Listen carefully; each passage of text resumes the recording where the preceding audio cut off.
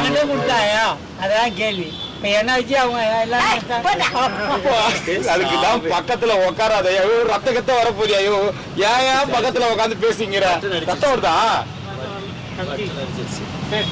பாட்டி ஏன் பாட்டி அடிக்கிற? அடிச்சு விட்ட பாட்டி பாவம் அவர. சரி கொம்பா ஒரு மனுஷனை தாட மேல அடிச்சு அந்த பக்கம் ரத்தமே வர அளவுக்கு கண்ணு கலங்கிடுச்சு அவருக்கு. என்ன ஆச்சு? பல்லுல அடியா? பல்லு மேல பட்ட மாதிரி அந்த மாதிரி கையில கொம்பு மேல பட்டிருக்கு.